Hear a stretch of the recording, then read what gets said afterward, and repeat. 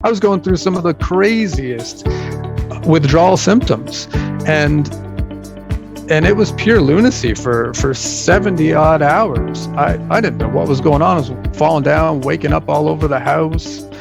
I concussed myself enough times from seizing, shaking so hard that I just smashed my head on the floor. I didn't know what was going on, Damon. But the whole time I kept thinking, this is fine. This is fine. You're listening to the Recovered Life Show, the show that helps people in recovery live their best recovered lives. And here is your host, Damon Frank. Welcome back to the Recovered Life Show. I'd like to welcome to the show JT Wahlberg. He is the author of I Forgot to Stay Sober, his journey about how he nearly died kicking his addiction to alcohol. Welcome to the show, JT. Hi, Damon. Thanks for having me on.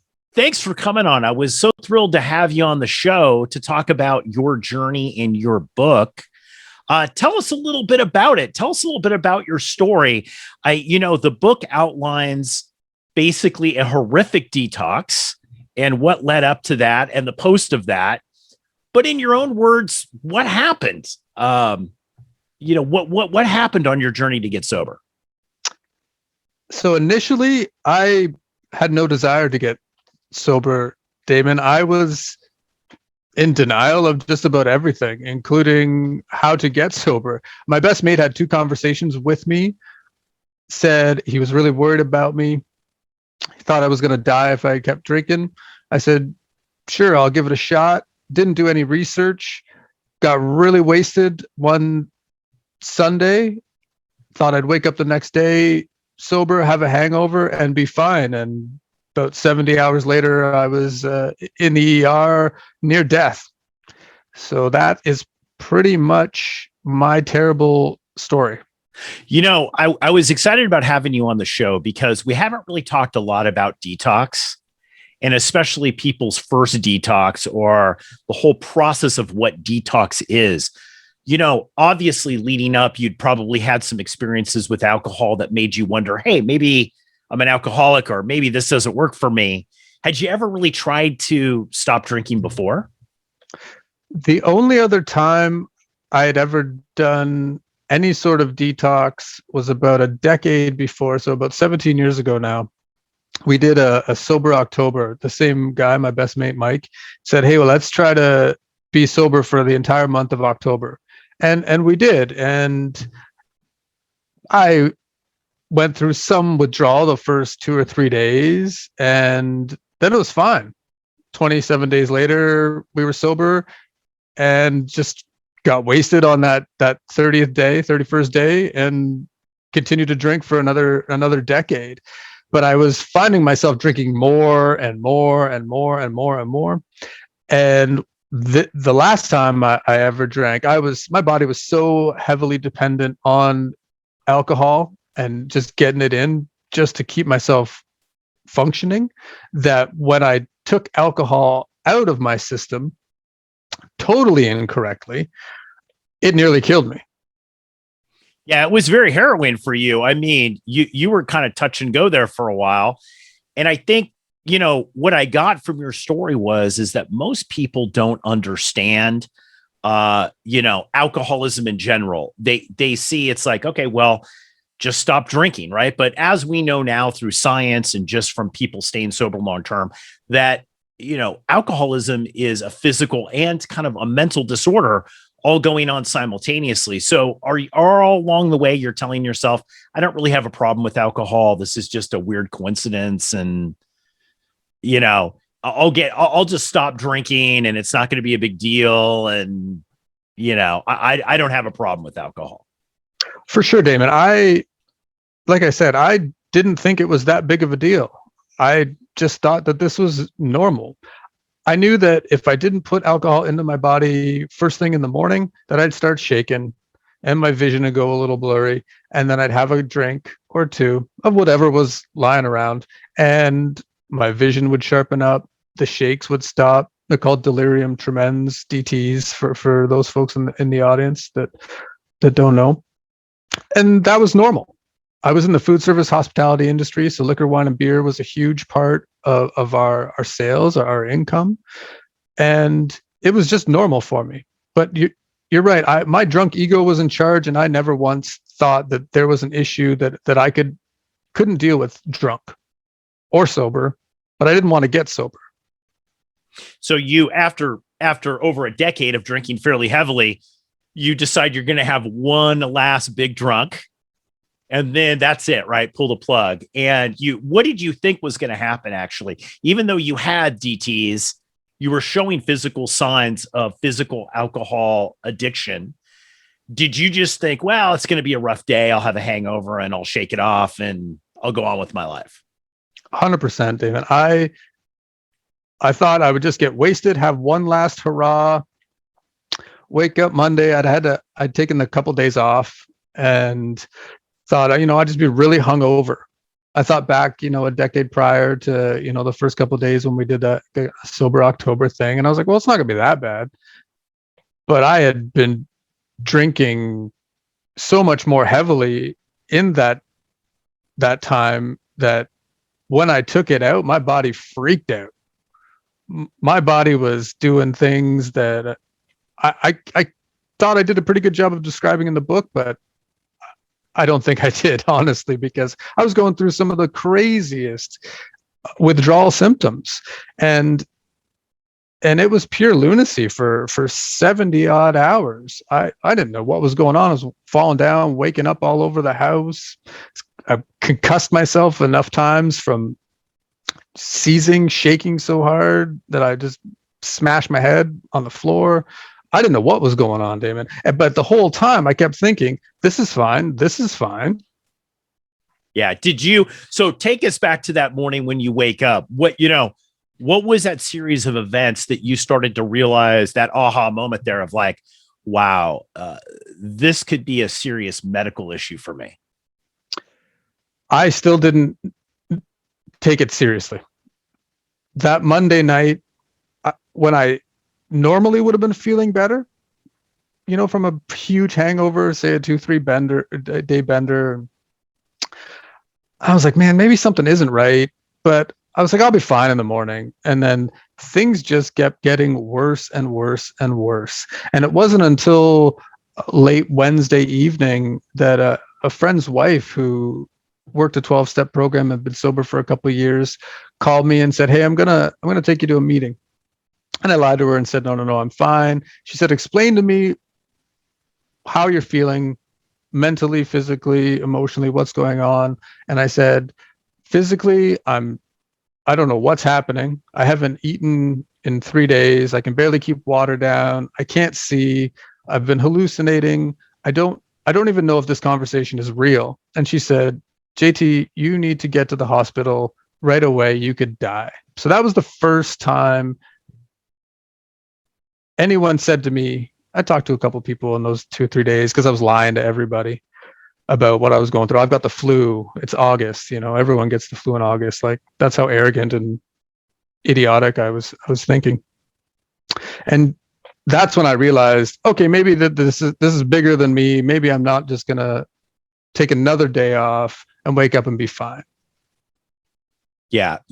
I think that there's a huge misunderstanding about detox, that it's actually a medical process, right? And so when you're having DTs, when you're shaking, when you're having hallucinations, things like that, we've talked with doctors on the show and therapists on the show, and they stress the importance of, especially if you've been drinking for years, just stopping cold turkey and seeing these signs is an indication that your body is rejecting itself, right? You're having that lack of alcohol in your system is causing a huge reaction, and all kinds of horrible things could happen. And that's pretty much what happened to you, right? You in the book, you talk about being in this cab and the Uber driver or whatever looking at you horrified. And what happened? So you get rushed to the hospital, and did you finally get to talk with doctors? Or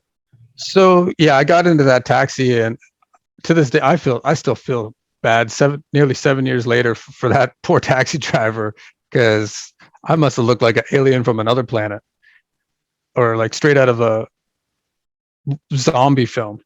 But I got to the ER. I walked into triage, and I walked up to the triage nurse, and she looked at me, and she looked at me like the taxi driver looked at me like, is this person even alive? And I said, hi. And in that classic, AA tone, I said, my name's John. I'm an alcoholic. I haven't had a drink in 3 days, and I'm not really sure if this is real.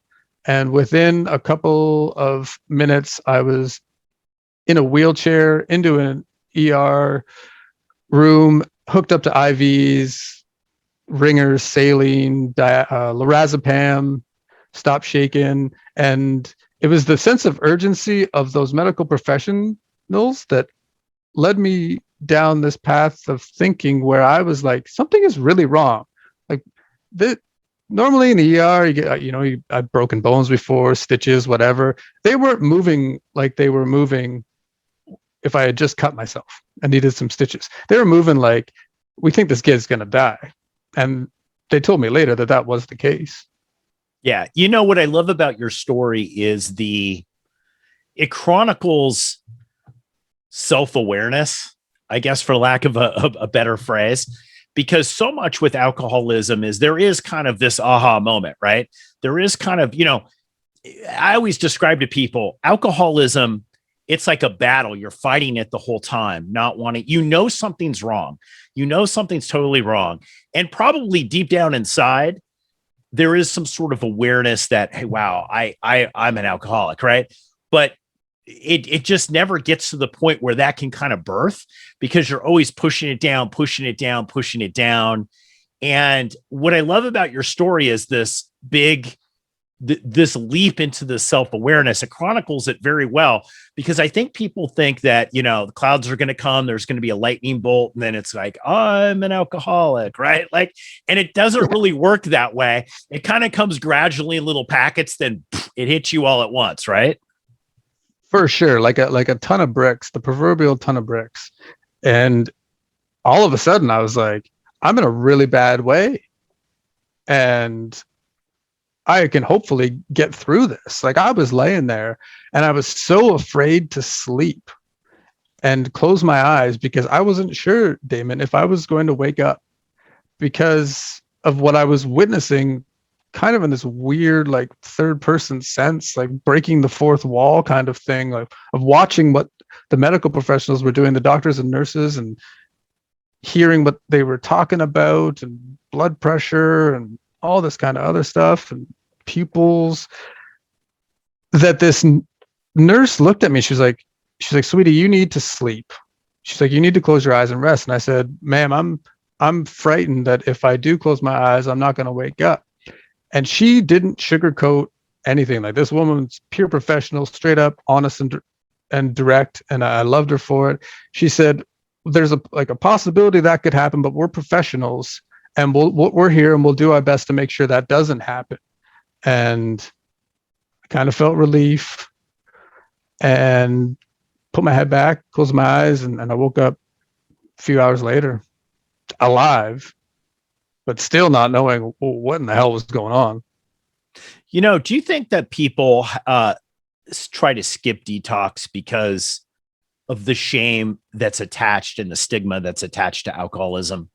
I've still found it's so much better than it was, right? Like when you talk about people that were sober, got sober in the 30s and the 40s, 50s, 60s, 70s, even 80s, I would say, there was a stigma, a huge stigma with alcoholism. And there's been so much with mental health and physical addiction to alcohol, physical addiction to drugs.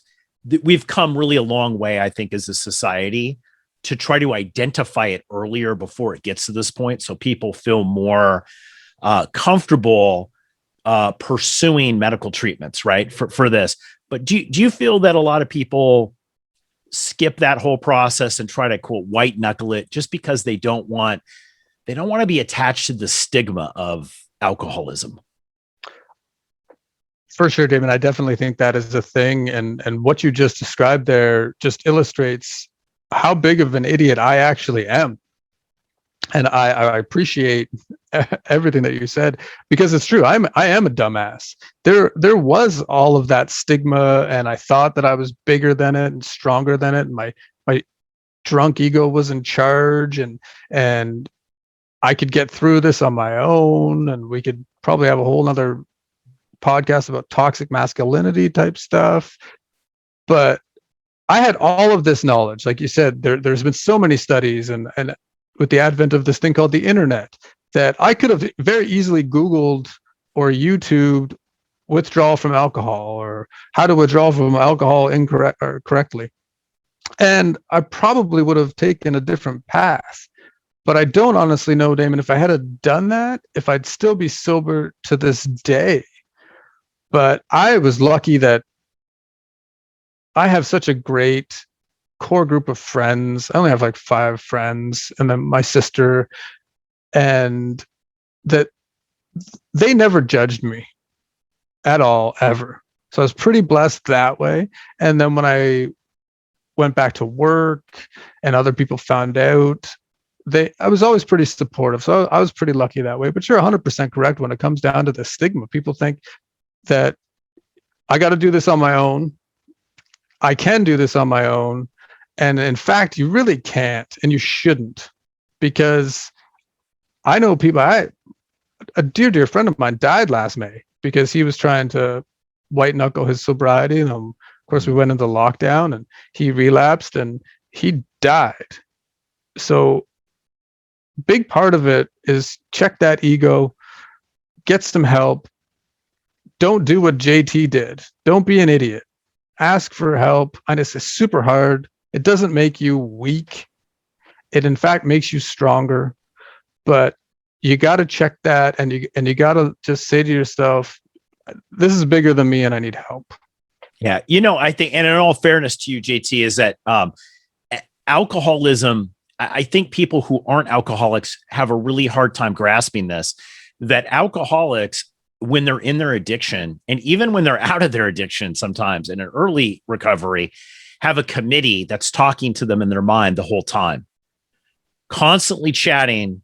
This isn't what it's not alcoholism. You don't have a problem if you can just get out of this situation, right? So things that are not real seem incredibly real, and you outline, I've heard a lot of interviews with you. You outline that too, about how real that committee can be, right? Like it really is real. And I love what you're talking about with the stigma about just seeking help out. And now is really the time. I mean, a funny story here is there's a very old 12-step group in Burbank. It's been around since the 50s. And they talk about how, people's whole career would be ruined, or their whole family life would be ruined if they found out they were alcoholic, and actually detoxing people with Caro syrup in the bathroom, shoving it down there, and just holding them so they didn't shake and get concussions and stuff, about how horrible it used to be, and about how we're kind of moving into a direction now that's a lot more humane and allows people the dignity to be able to get sober, without having to go through all of that. I agree. It a lot of that is because of amazing humans like yourself and your platform, where we can have these conversations and smash all of those stereotypes and all of that stigma, and folks can tune in and listen to 2 normal dudes having a conversation about alcoholism, detox, what it's like, why you don't want to do what I did, and they'll take away whatever they take away from it, and hopefully they'll make a healthier choice when it comes to redefining their relationship with alcohol. Like, we need to have more positive conversations around the benefits of not drinking, as opposed to these ridiculous alcohol industry funded studies about why having a glass of wine is healthy for you. Like that's literally ridiculous. It's poison. And no one out there in your audience should feel ashamed for getting addicted to a substance that is 100% addictive. Yeah. And people talk about trans fats and gluten intolerance and all this stuff. And, look, if you suffer from that, it's important, but, we just run alcohol ads 24/7, and alcohol can take you out fairly quickly, as you experienced, right? Like, alcohol is a hard substance. It's a hard drug. Even beer, if you take it in excess, can be incredibly damaging. What's been your recovery like? Obviously, you're here now. You survived the hospital experience. How has it been since you've gone through that experience? I was blessed that I got through that experience, because so many people don't. Even folks that withdraw from alcohol correctly with the help of medical professionals in 90-day inpatient treatment facilities and stuff like that, some of those folks don't make it. So I'm pretty blessed.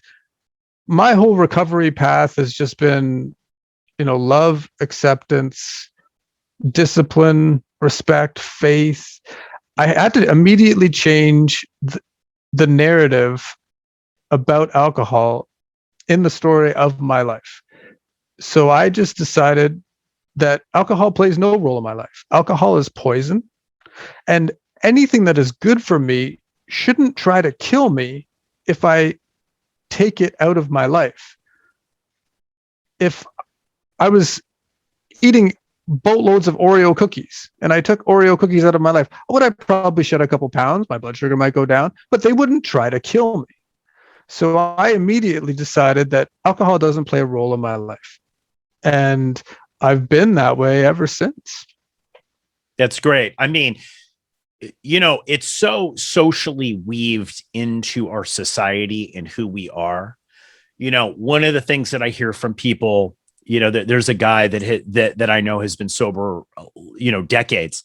And, he tells a story about how the last obstacle about him getting sober was he wanted to give a toast at his daughter's wedding. And he told the therapist this, and the therapist said, "Your daughter's 5." Right. It just tells you the thinking, like, and he, this is the thing. It's so ingrained into the fabric of our society. Even greetings, cheers, or, it's just really ingrained. And I think the thought, especially if you're an alcoholic, that you're going to step away from that, and not have any effects on society, I think, I think people are kidding themselves when they do that, right? Like, it is everywhere, and it's weaved in. But your story is great because it shows that with the good recovery, you can step past that, and it does become easier, doesn't it? I mean, it's so much easier as the days go on to stay sober, be happy, and not be affected by that social pressure. Definitely. Those early months of my sobriety, I look back now and I'm like, man, I wish I was half as strong now as I was then, because I worked in the hospitality industry. I checked myself out of the ER against medical advice because I still wasn't sure what I wanted to do. And you mentioned before about like this battle, and you're always losing ground. So I went on offense. I decided that I needed to put myself in an ambush situation and go right back to the restaurant and get through one service period around liquor, wine, and beer, the service of it, people consuming it. And if I could do that one time, I was pretty sure I could do it 2 times. So I just went on offense, and I took that battle to alcohol. I said, you don't play a role in my life. You're poison, and I can put myself in this situation, and every day I'll fight it and I'll win, but the war is going to be going on until I die. Yeah. I like when you say is that alcohol is poison, because it truly is poison, right? It truly is poison. And, your harrowing story of getting through detox, what to do, what not to do now, looking back, I think is a huge it's a huge lesson and encouragement to people that they can bring the fight to alcohol and win, right? That you, what do you feel has been the biggest thing that's changed in your life now as a non-drinker, in your thinking? What do you think is the biggest thing that's changed? Well, that's a great question, David. The biggest thing that has changed in my thinking, as far as my application to life, are that if I keep doing the little things well, and my attention stays on the details, it'll be inevitable that the bigger things in life work out. So through discipline and respect and faith and love, if I keep moving forward with those things, then there's really nothing that I can't handle. I've listened to some of the guests on your podcast. They've gone through so much more stuff than I ever have, and I'm not even 1/10 as strong as they are. And I have so much respect for those folks. But I know that if I keep doing those things, if I keep doing the little things, then I'll be able to keep moving forward. And every day that I wake up, I do those things. I stay sober. I go to sleep, battle one. Next day, wake up, do it again, and I'm going to be okay. JT, this has been a really amazing episode. I'd like to thank you so much for coming on the show. Where could people find out more about you, your story, and your book? You can check out jtwahlberg.com. The website is there. It'll let you know that proceeds from the sale of the book go to CAMH, is the Center for Addiction and Mental Health here in Toronto. And social is everything's at JT Wahlberg. I'm most active on Instagram, so hit me up there, and we can start a conversation. If you have any questions, I'm not shy. Guys, I have to tell you, order the book, buy the book. It benefits a great cause. It's a great story. Maybe give the book to somebody who is having some physical, you see they're having some physical problems with alcohol. You're starting to see it. It's just a great resource for everybody. You can also see JT. You can also connect with him at recoveredlife.us. JT, thank you so much for being on the Recovered Life Show. Thank you so much for having me, Damon. I had a blast. Keep the conversation going. Join Recovered Life, a community of like-minded people who are looking to live their best recovered lives. Membership is free, and you can apply at recoveredlife.us.